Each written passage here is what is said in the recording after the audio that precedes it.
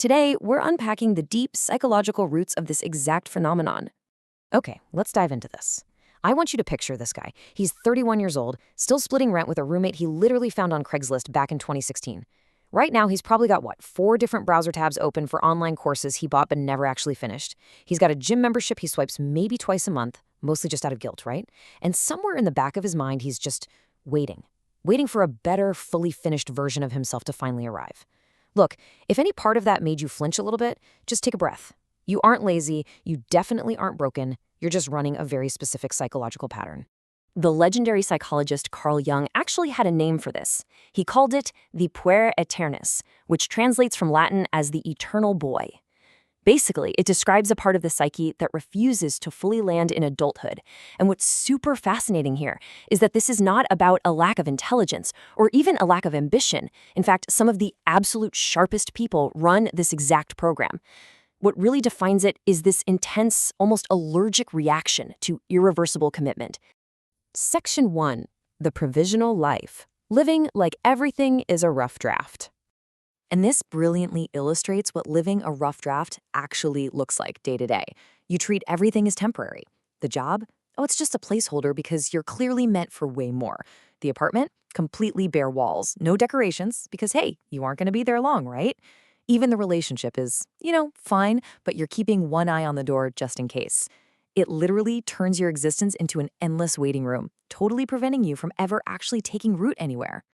Section 2. The origin story, the gifted kid trap. Now, what's really interesting about this slide is how it highlights the painful shift from childhood to adulthood. Jungian analyst Marie-Louise von Franz noticed a striking pattern. A huge number of these guys were labeled gifted kids growing up. See, in childhood, you're graded entirely on your potential. Being a fast learner feels amazing, but it quietly plants this dangerous little belief that your entire worth is tied up in unspent potential. Then adulthood hits and boom, adulthood grades on delivery. When you first step into it, you're mediocre. Everyone is. But for someone whose whole identity is wrapped up in being the gifted exception, that transition is incredibly painful because they haven't practiced delivering anything yet. Just sit with this heavy reality for a second. Every delay is a small, quiet trade. You give up a real shot at success in exchange for the guaranteed comfort of unproven potential.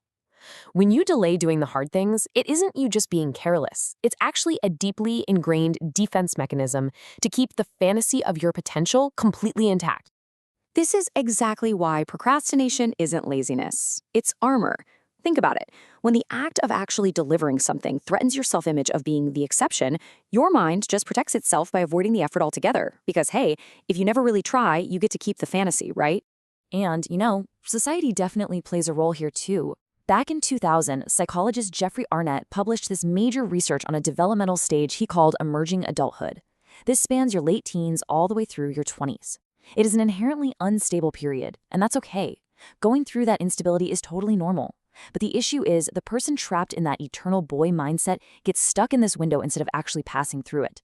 So, what does getting stuck actually look like on a random Tuesday? Well, it's really quiet. It's 5 minutes of doom scrolling that magically somehow eats 3 solid hours. It's mentally cataloging your partner's flaws, so you always have a justified exit strategy in your back pocket. But honestly, the sneakiest symptom of all, blaming perfectly real circumstances, like, say, a bad economy or a frustrating boss, as a socially acceptable excuse for just not showing up to your own life on Monday morning. Section 3. Breaking the loop.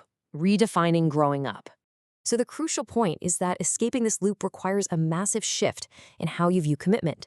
So many of us view commitment as a cage, like it's the place where the fun, interesting version of you just goes to die. But guys, it is the exact opposite. Talent without structure, it just evaporates into thin air. Commitment isn't a trap, it's the scaffolding. It is the literal framework that takes a good thought and actually turns it into a real business, a real relationship, or a real life. Let's move to and see how this builds into actionable reality. We've got 3 highly specific steps to start surviving real failure instead of hiding from imagined ones. Step 1, do the boring tasks right away. Throw on some background noise to numb it if you have to, but pay that bill today, not after 3 reminders. Step 2, actively go looking for specific small failures. Seriously, send out an application you know will get rejected. Surviving a real rejection absolutely destroys the fear of it. And step 3, find an accountability mentor. Your mind is way too good at generating excuses at 3 a.m. You need someone who simply won't let you negotiate your way out of a deadline. Let's bring it back to our 31-year-old roommate for a second. Waiting around for a feeling of absolute safety is a massive trap. That perfectly figured out version of you is never, ever going to magically arrive on his own to save the day. You have to go out and build him. And yeah, you have to build him badly at first, on an ordinary, messy Tuesday when nobody's even watching. That's the only real way out. Now, if you want to aggressively tackle this, the source material links to a fantastic 7-day guide bundle that perfectly targets the exact daily habits keeping you stuck in that provisional life. We're talking about finally clearing that mental backlog you've been avoiding, resetting your dopamine so you aren't instinctively grabbing your phone every 4 minutes, genuinely fixing your sleep instead of doom scrolling till 2 a.m., and rebuilding your focus one deliberate day at a time. It's not just more psychological information to sit on, it is pure, actionable momentum. So I want to leave you with this final provocative thought. Are you ready to stop treating your life like a rough draft and actually start building it today? Stop waiting in the wings, guys. Thanks for joining me on this explainer, and I'll catch you on the next one.